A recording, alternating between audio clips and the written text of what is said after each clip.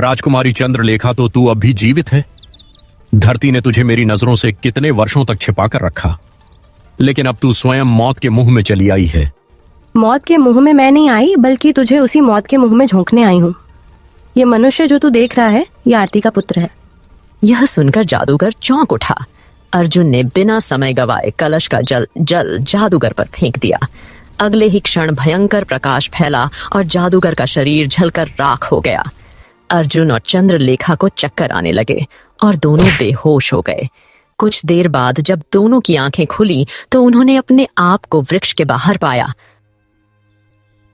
अगले ही पल रंग बेरंगी किरणें फैली और मैना पक्षी एक सुंदर राजकुमारी में परिवर्तित हो भी गई। तुमने मेरी जान बचाई अर्जुन। अब तुम ही मेरे जीवन साथी बनोगे। मैं तुमसे प्रेम करती हूँ। क्या तुम मुझसे विवाह करोगे? हाँ राजकुमारी। राजकुमारी चंद्रलेखा अर्जुन को अपने महल ले गई।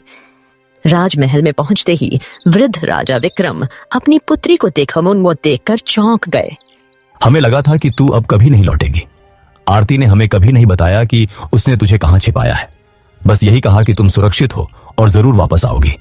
और यह क्या, तू तो वैसी की वैसी ही है जैसे 25 वर्ष पहले थी। चंद्रलेखा ने सारी घटना अपने पिता को बताई। तो क्या आरती अब इस संसार में नहीं रही?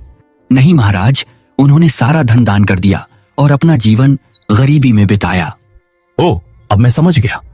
अगर वह जादू का प्रयोग करती रहती तो वो बुरा जादूगर उन्हें ढूंढ लेता। उन्होंने इंसानियत को बचाने के लिए अपना सर्वस्व त्याग दिया।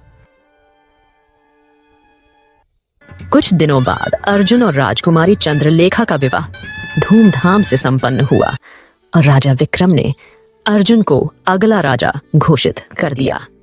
विवाह के कुछ दिन बाद अर्जुन अपनी पत्नी चंद्रलेखा को लेकर अपने घर पहुंचा।